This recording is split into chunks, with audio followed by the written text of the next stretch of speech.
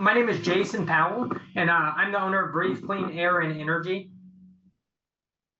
in Lake Havasu City and Las Vegas. We have multiple locations. So Mojave, we run Mojave County and Las Vegas Metropolitan. Where do you usually spend most of your time out there?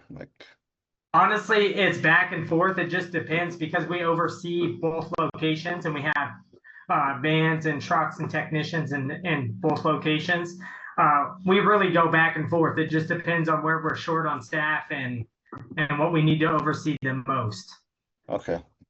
Can you share a bit about how how your role fits into the bigger picture at your company, and what does a typical day look like for you, if it's ever typical?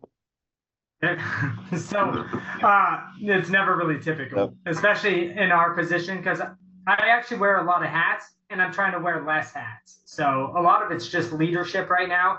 And actually, for me, it's just learning leadership because I've always been the go-getter and the work hard and kind of a lone wolf. And it's a huge transition. And it probably a lot of guys like me, where it's a huge transition into a leadership role later into your business where you need to start letting the reins go. And that's where I am right now. We're kind of growing everything in both locations. And I'm trying to step back a little bit and just become the large project manager and have managers oversee everything, kind of take over my role. How does that feel? Do you feel stressed having to put on the leadership role? Yeah, it's kind of weird because it's like anything, it feels like babysitting a lot of times in a sense, even though it's not, and guys just different personalities and different things going on and everybody going in different directions. You kind of rein that in and try to keep high expectations because in any business, you're only as good as your worst employee. Really. So you want to make sure that everybody's on the same page and nobody's going rogue. And so we work really hard on keeping that quality. So there's a lot of hands-on. And so as I'm backing out with my hands, I still have to watch over someone to make sure that quality stays there. And that's a really hard thing to do without micromanaging. Yeah, sometimes micromanaging is necessary. Yeah, and it does. If you get the right crew and the right team together, and that's what I'm learning. Like some people, if you have to micromanage them, you might have to move on to someone you don't, even if they're a great employee. That's true. What do you think is working well for you right now, and what's been frustrating? It's actually both are the same thing, honestly. It's both are the same thing because software right now, because we really pride ourselves in being way far ahead of everybody in our industry and really paving the way in a lot of things. So we implement AI software and CRMs and a lot of those things and build and learning how to build software. And right now, part of what I do is really build the API and work with the team to build an API between all of our softwares to work together. And I think that's going to be the future of almost all service industry is having multiple softwares for tracking, for just to keep that quality control. And you have to learn how to make them all talk to each other and do it consistently and have everybody on the same page. And I think it's exciting to get that stuff done. And when something works together, but when it doesn't work right, sometimes you're at a dead end and you can't make it work. And we're working with that on AI right now because how much AI can answer the phone or do estimates and how much of it is going to be a problem. And so we're kind of balancing that out currently. What kind of AI services are you trying to get up and running at the moment? Well, a lot of it is we have a really complicated process when it comes to our sales process. We do exact pricing and we do a lot of things over the phone because we cover such a large area. And so we're implementing an AI software that works with our CRM that can answer the phone, go through our exact sales process, supply the videos that are necessary to the client that's interested. That way we can build value, and then the AI can actually create the sale, schedule, and handle any phone call coming in and move it wherever it needs to be. But it also needs to not sound like AI. It needs to sound like a real person. Yeah. So we've been implementing and scraping our own data for a long time in order to build out the proper set points for that and the proper way it says it, and to make everything exact. And it's really difficult and time consuming, but once it goes, it's going to be amazing. Oh yeah. Really takes a weight off your shoulders sometimes, I think. Yeah. Yep. Um, in your commercial like HVAC and ventilation services, sorry, how do you balance ventilation standards with like energy efficiency? Because I was actually talking to a lady that's in the HVAC industry and stuff, and she would often say that a lot of these people with their air filters and stuff, they want the very like they want filters that can barely suck anything through, and that's something that she's like everyone needs to know that, but no one does. Well, and there's a catch-22 with it, because really when it comes to especially on a commercial building, you do and we're certified in commercial air balance. And one of the things in air balancing is those filters actually should only account for about 20% or under 20% of the total static pressure of that system. And once you put over a MERV 8 filter in there, you immediately are over that static pressure. And so it takes that amount of air that you're pushing across that filter and actually lessens it by such a significant amount, even in the first week, that it'll throw the whole building off of its air balance. And it can really cause detrimental issues with the HVAC system, energy efficiency, because the units, it's the same I explain it to people as if you're trying to drink a milkshake through a tiny straw, it doesn't work. It takes a whole lot more energy to do so. And that's what your HVAC system is doing as well. So it has detrimental effects. And the one thing no one talks about is duct leakage. What happens is if you have duct leakage in a system, it actually starts drawing from that duct leakage. Mm. Do people try to fight you like on that all the time? They do. Yeah. They do. And the whole point of this thing is in the HVAC industry, I see a huge divide right now because there's so many investment companies purchasing HVAC companies. And what's happening is that they're hyper focused on the sales process and bringing the sales process and improving the sales process. They're not really focused on the technical side or training the guys on that side. So right now it's like HVAC is like, hey, let's fix this one part. They become almost like parts changers and less versed in how to solve a problem or identifying other issues. You're seeing like indoor air quality come into play because you're getting issues with indoor air quality, energy efficiency, duct leakage, and all these other things that aren't versed in a lot of HVAC. You're seeing a huge problem with these things and no one's really addressing them. It's kind of a silent thing. And that's kind of where we fit into it, is we do a lot of duct leakage testing and energy efficiency testing, as well as indoor air quality, because the same problem can cause both. That actually leads perfectly into my next question. My next question was, what's the biggest challenges you face when educating the clients about the health impact of like the cleanliness of areas?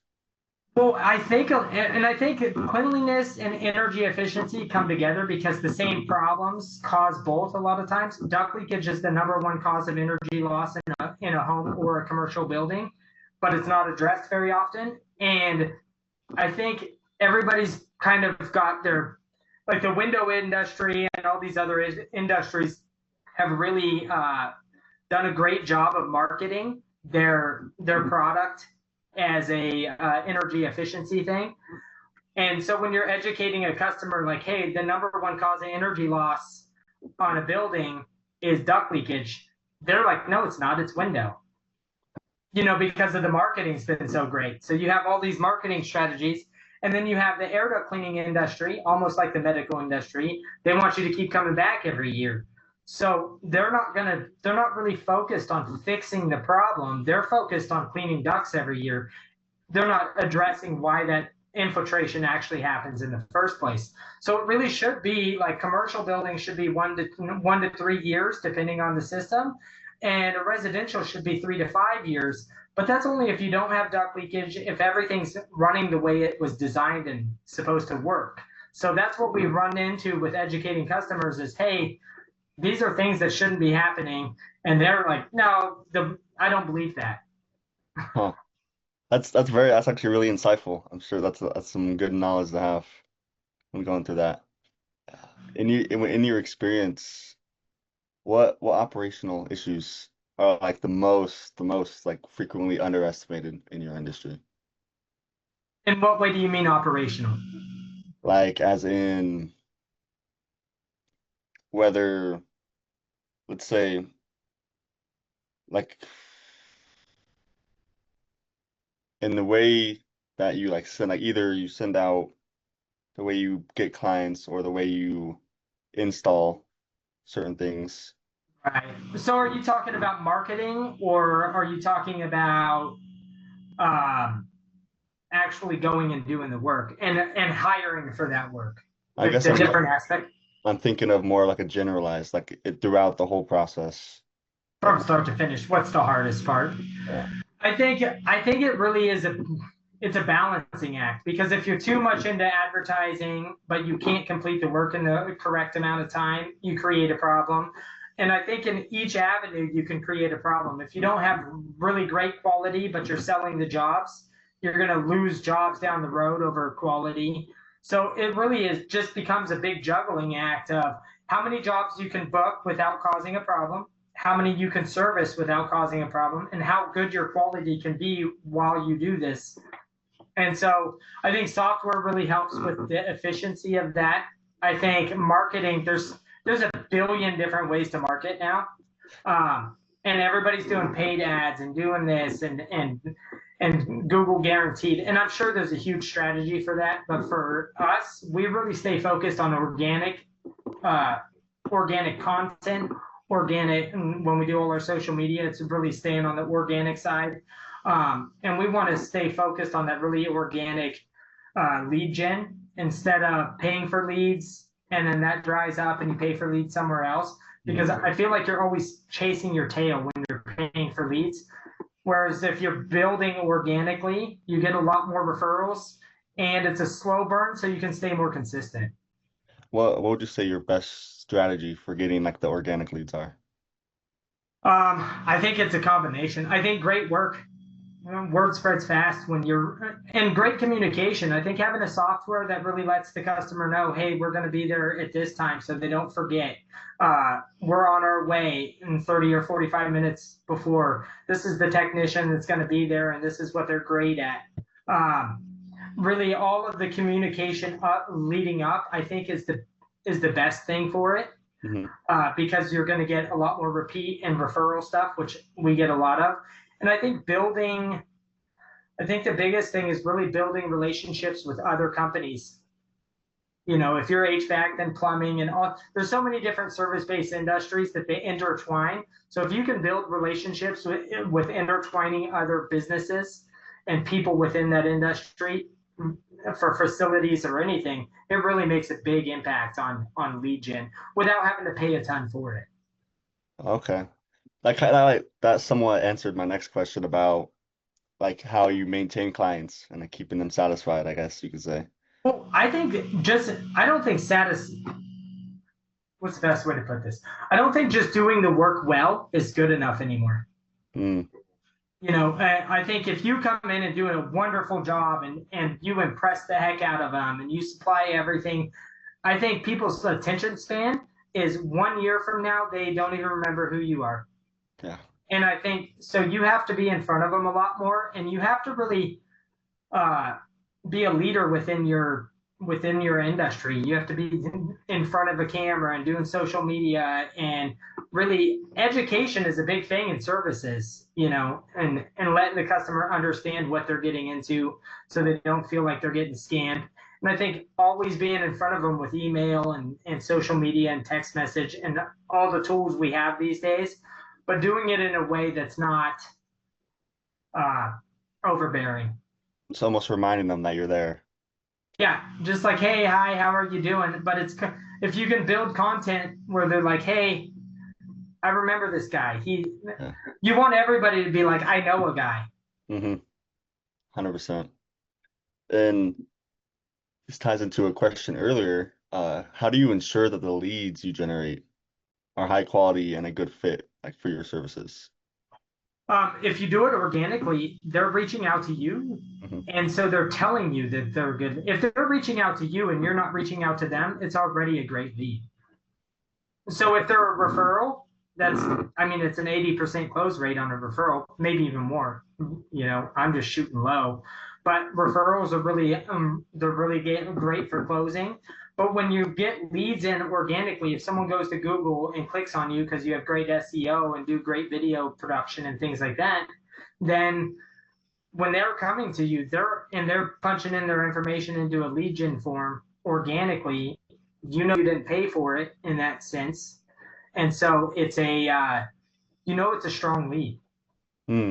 So what would you say your most common practices? Like what would you say you most get in? Like what do you get called out for the most? And can you outline that process? You mean for us, we started out in an air duct cleaning company, so our most amount of leads are through air duct cleaning. But we have a huge process with air duct cleaning that's different than other people, and so we're really, really thorough, and we pride ourselves on doing everything the correct way. So I sit on the National Air Duct Cleaning Association Standards Committee, and so we really want to have really high standards. So our process, are you talking process for the air duct cleaning or how we arrive for the air duct cleaning? Just in a sense, like start to finish, like from getting the lead to closing. So a lot of that comes from, it's usually organic, and a lot of our stuff comes from search engine optimization like Google. Most of our stuff comes through a referral process. So they'll do the lead gen form, it comes in, and currently we're at a split. So you're asking this question kind of right at a split. Currently we have a person that answers the phone or a text message that goes out where they can watch all our videos and things like that. And then they immediately get a form and for a quote, and then we have them fill that all out, and then we send over an exact quote and call them, and we have a whole process for sales through that.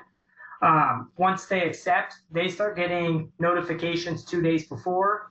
Then they get a notification when we're 30 minutes out. So when the technician is on their way, they're going to get a notification. Then after that, once we arrive, we have a whole process on making sure that the customer is comfortable with us coming in the home. We always ask for permission to enter the home. I feel like that's a really big thing, just on courtesy, and making sure we take care of their home, make sure everything's just as clean when we start as when we finish. So we vacuum the entire house when we're finished, even though we don't make a mess and our process doesn't make a mess. We just do it anyways as something that I feel is necessary. No one wants to walk on a crumb, or we don't want them remembering us in that way.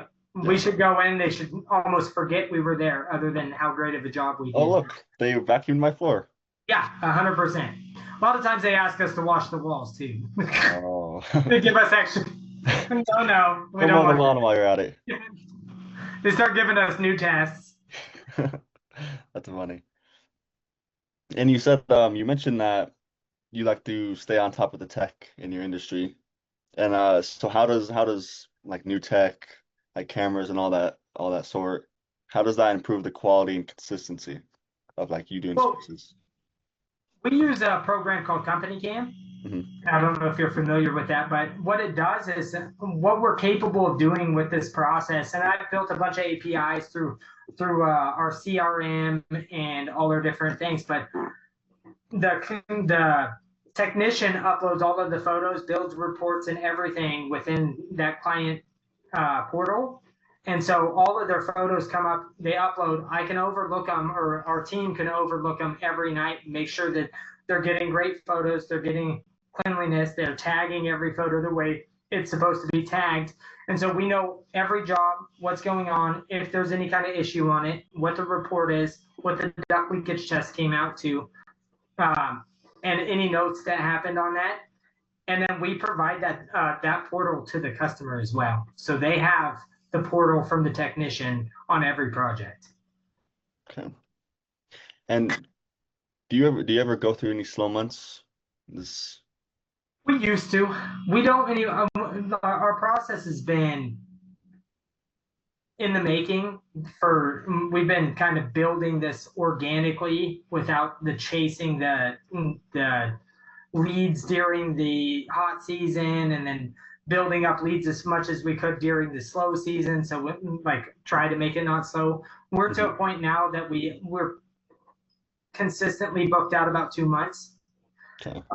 So we just stay on top of that and try to stay within the 1 to 2 month scheduled out. But we're pretty consistent now. But I think that was all that organic build. So it's kind of a slow burn. It takes a little longer to do, but I feel like it's more comfortable once you get there. So from an outside perspective, if I was a new business owner in like HVAC or some service, what would be a good strategy for me to keep busy during the slow months that a lot of people experience? I think during the summer, doing one of the great things that's worked for us is door hangers. So building door hangers for the neighbors. And every time someone goes on the job during the summer, they hand out those door hangers with a % off for everybody in the neighborhood.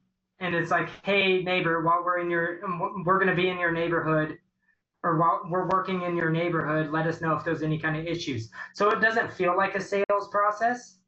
It's more of a reminder, like, hey, Yeah. we're reminding you we're in the neighborhood. But a lot of times they keep those, and then in the winter they're like, hey, I'm gonna have that HVAC guy come and do this, or I'm gonna have him clean, or something like that. So a lot of times they'll keep that because you were courteous instead of it being a sales process. Yeah. And then search engine it's huge. Search engine optimization is such an important thing, and I think paying for Google and all these things gets really, really expensive. So I have a rule against paying per lead. I won't do it. Mhm. I feel like once you do it with any software, they get you on the hook and they'll lower your value on search engine optimization and things like that. So you'll keep paying for it. So I just never pay for it. Okay. So it's almost like the neighborhood thing. And it's Yeah, like I was thinking about it. It's like if you give those little flyers out, then people usually know each other in the neighborhood. And yeah, then they'll go ask. And that's yeah. a that's a good one. Yeah, and it's a courteous way. You're not like, hey, buy our service. It's, hey, this is what we're doing in the neighborhood, and these are the services we offer on the back. And then you have a little coupon rip off on the bottom, and that rip off on the bottom says, this is a % off. Thank you for being kind, or whatever. Yeah. So it's a very like nonchalant way of letting them know you're in the neighborhood, you work with their neighbors. That's all important things. Mhm. Okay. Is there any areas where you feel like your team is stretched thin, or just lacking resources? I think just people, finding good people nowadays, and it's not just good people. I think it's a mindset. The mindset of people nowadays is different than it was even 20 and 30 years ago. People were going to jobs and working 30, 40 years and retiring, where people's mindset now is more kind of like social media. It's it's fast paced. What's next? The grass is greener on the other side. And there's so many companies with loaded amounts that they're offering them. So there's so many people saying, oh, we're going to give you all of these things. And then when they get there, they find out it's not that way. And then they go to another one. So there's everybody offering them the world, not going to give them the world. But the little guys, especially the first owners and the things like that, they really struggle to compete with those offers. So we have a harder time finding the right people, because it looks really good to them to go to these big companies, and a lot of times it takes a lot of them not doing so well at those places to realize that maybe a littler company is better. Yeah, just some more experience before going over. Yeah. Yeah. Have you ever showed up, like had a client where like like the quality of their air was so bad that they had like any health issues at all. Absolutely. So we have one, for example. I don't know if you know, we do a process called AeroSeal.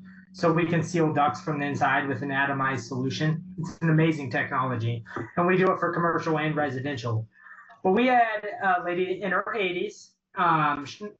She had this bloody noses all the time, health problems, like really, really bad health problems. She would go to the doctor, they couldn't find the problem. Allergy, she was getting allergy shots and all these crazy things, and nothing was working for her. She had tried everything, she was at her wits' end, and we went in and cleaned.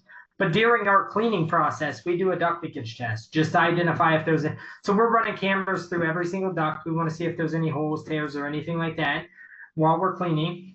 And then we do a duct leakage test to identify if there's any leakage. Well, we found leakage, a significant amount of leakage. And so we ended up sealing her system, and her symptoms went away the next day. Completely solved it. And she tells everybody, she's so funny, but yeah, she was healed from it, and we were like, that's awesome, because it was the last thing she was going to try, and everybody said it wouldn't work.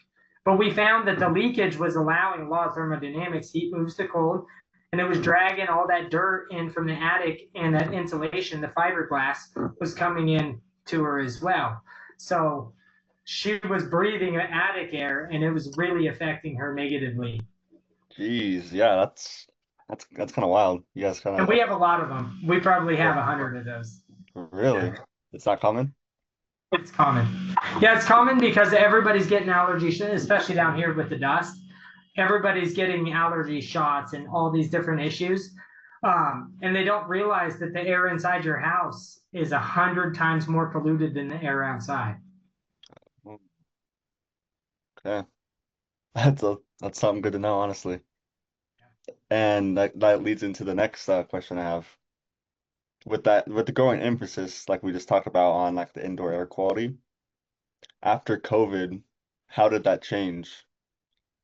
COVID, so I think COVID brought awareness to it more than anything.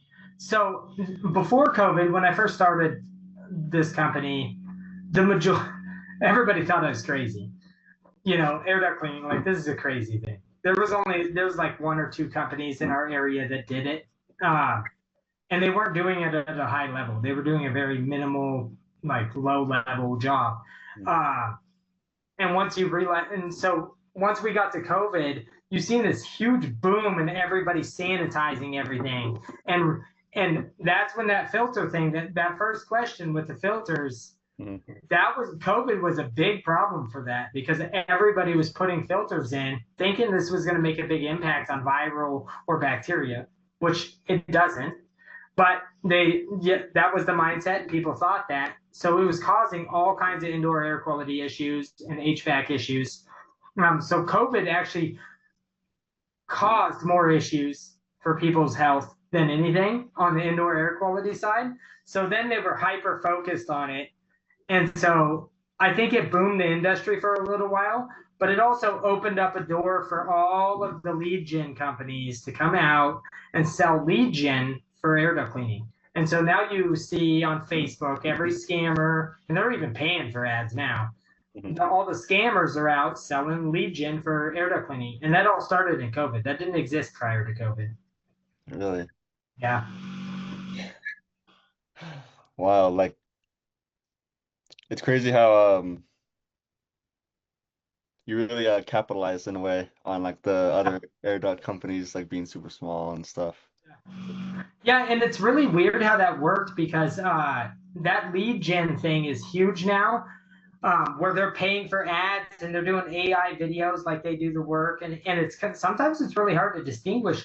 But I would say that the honest percentage of real air duct cleaning companies doing it properly is probably 5% of all air duct cleaning, maybe 10 at the most, of all air duct cleaning companies in the country are doing it the proper way.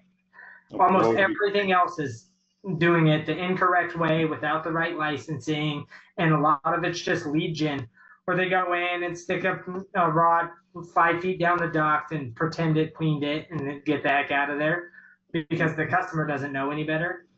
They can't see.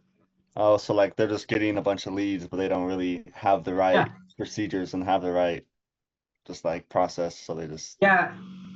So the lead gen companies, they farm it out. So they say, hey, they get the lead. Someone calls in and they say, hey, I'm gonna do air duct cleaning. How much to do air duct? Oh, 99 for the whole house, right? Which is, if you see 99, 199, 299, it's a scam. Just walk away. So, but the problem is that they do this 99 and then they do the bait and switch. They get in there and they have a photo on their phone of a mold system, and they'll say, hey, you got mold in your system. Or my favorite, you need a deep clean. These are too dirty, so we have to do a deep clean. So if you hear deep clean in air duct cleaning, also run, because that's a scam. Because anybody that says deep clean is not, they should be cleaning it the same, whether it's clean, whether it's really dirty or less dirty, because it's not that big of a difference in the way you clean. But it'd be like washing your car. Like, you yeah, washed your car, you're not going to leave dirt on the back of the car. yeah, that's wild that they do that. Can't believe it. But it's a lot of bait and switch, and they got it. The carpet cleaning industry does it. And all these people are doing that, and so when you operate as trying to do it the right way with integrity, sometimes it's challenging to compete with that, because there's $99 people everywhere. Hmm. They're just trying to find a little quick buck. Yep, and get out. And in the air ducts, you can, like with carpet cleaning, the client sees it. In air duct cleaning, you can stick an air rod in. I see it every day. Just stick a brush or an air rod in, or something like that, and you can clean 5 feet and take a picture of that first 2 feet, and it'll look clean. But you're not cleaning the entire system.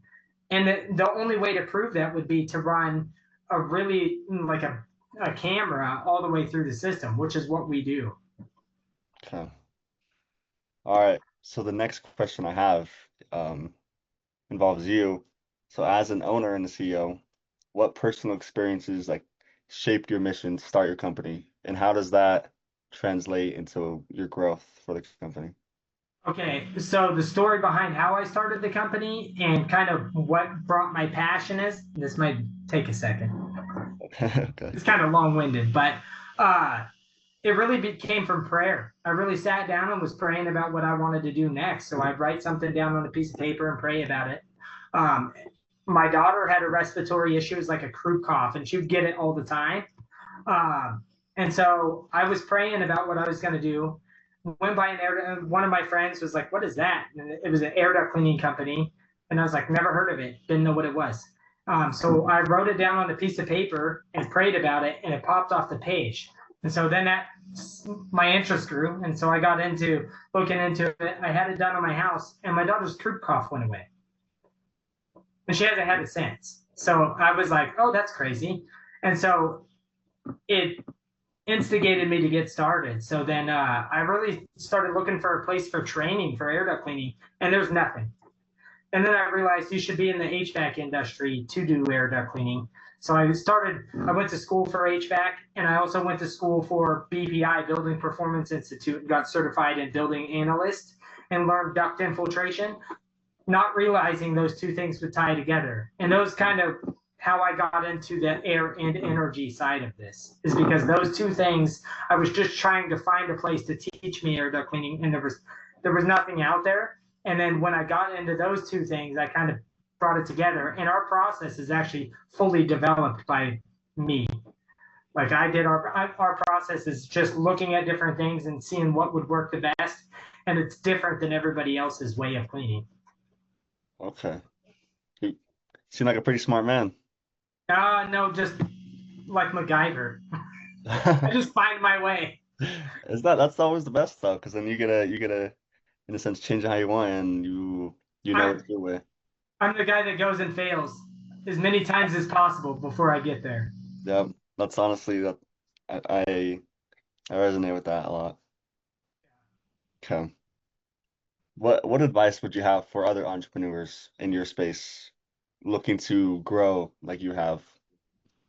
At what stage are you saying for other entrepreneurs? Like early people or people Let's before they say even get started? let's say both, I guess. Okay.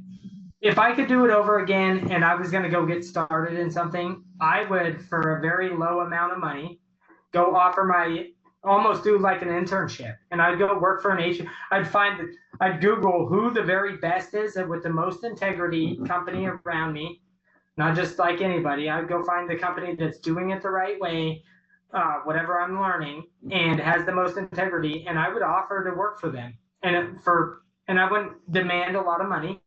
I would do it for a lot less money, and I would go work with them for at least a year and really learn what it's like to operate at a high level. Then I would take that knowledge and implement it into a business rather than going and starting a business and learning on your own. I think that's a really good way to get a mentorship without seeking out a mentorship in a sense or learning the hard way. Once you're already there, I think learning leadership. I think that's where I lacked this whole time, being the lone wolf. But in order to be successful, you really have to have a great team. You can't do it on your own.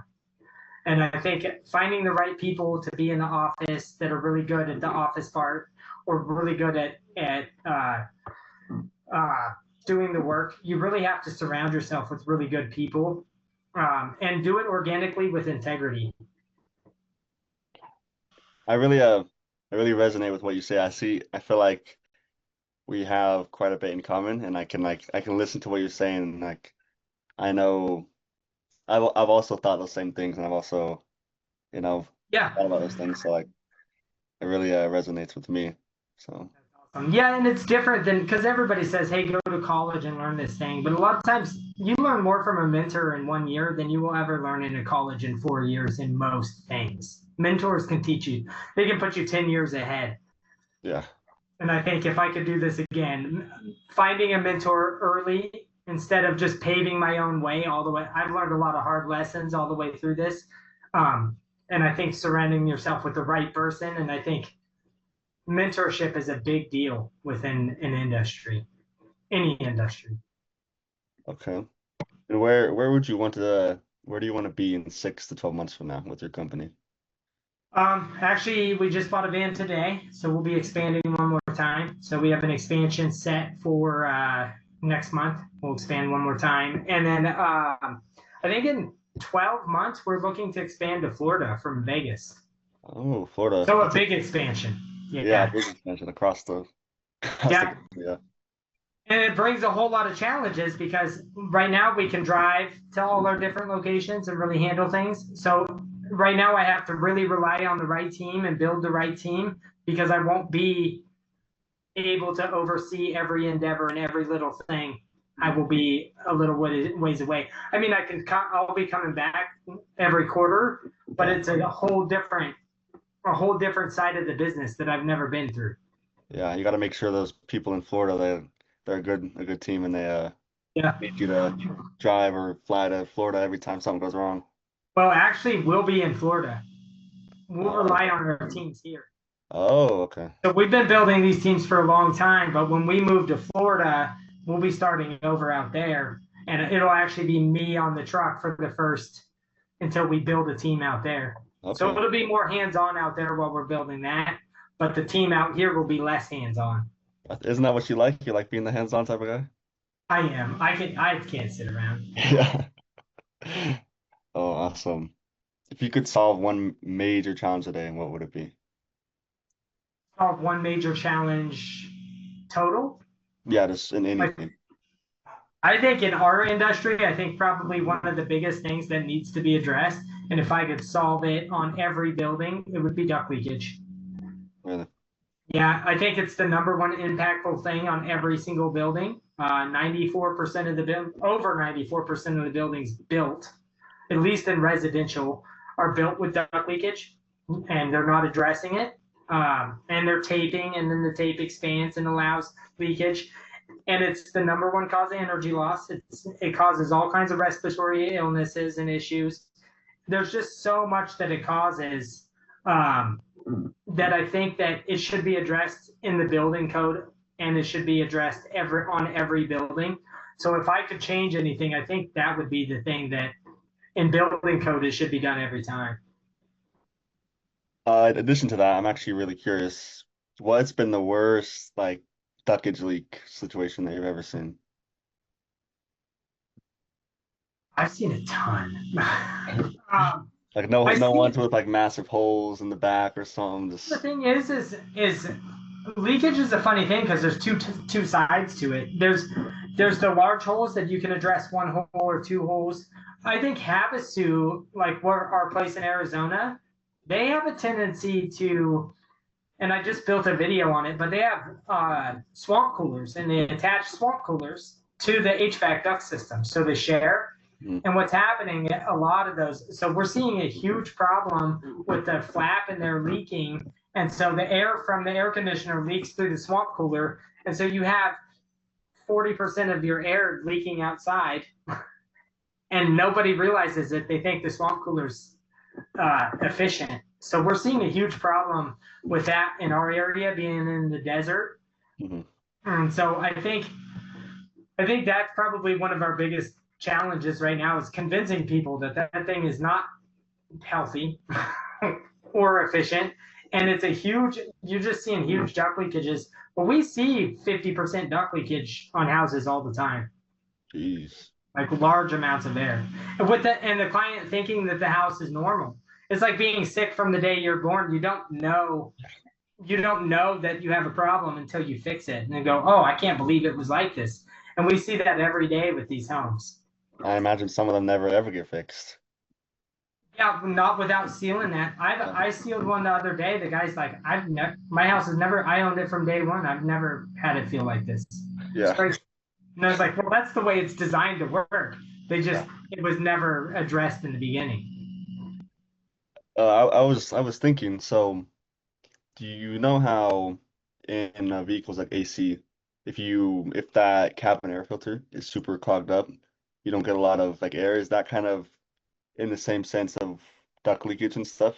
So it Well, auto doesn't have as much of the duct leakage problem. Auto has more of a filtration problem, which is what we were talking about when the filter gets really plugged up, mm, or you can't get the airflow to go through it, and it doesn't go across the coil, and that coil heats up, and so your system operates way harder just because that air can't evaporate that heat off of the coil. So you're seeing a lot of that in automotive, whereas in HVAC it actually affects the indoor air quality because in a car you don't have that system is never outside of the breathing air inside the vehicle, whereas in a home or a building it's almost always outside of the conditioned space. So it takes air from the non-conditioned space and enters it into conditioned space, and we know those are supposed to be separate. okay. All right, this is the last question I have for you. So what are 1 to 2 key elements that business often overlook when planning for rapid growth? And how do you think they could address them? Planning for rapid growth, Yes. I think knowing when to slow down. Mm, I think if you're constantly growing as fast as you can and you don't take a breather to kind of figure out which direction you're going to go next, you can absolutely burn all of your people out. You burn yourself out, and you'll burn your leads out because you'll gain too many leads, and then you'll start upsetting people or not being able to keep that work at the level you're aiming at or the quality you're aiming at. So I think if you can grow really fast and then take a break, just a break from growth, slow down, and just kind of allow it to catch up before you grow again.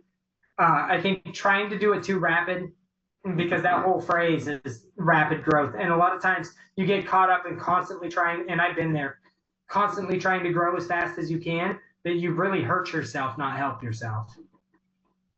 cool.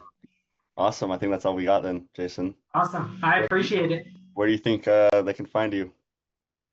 You can find me. There's a bunch of places you can find me, but you can find us at breathecleandesert.com, and you can also find us at Breathe Clean Ducks on Facebook, YouTube, TikTok.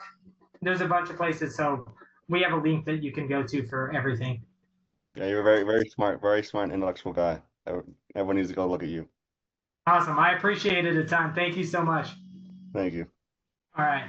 Awesome.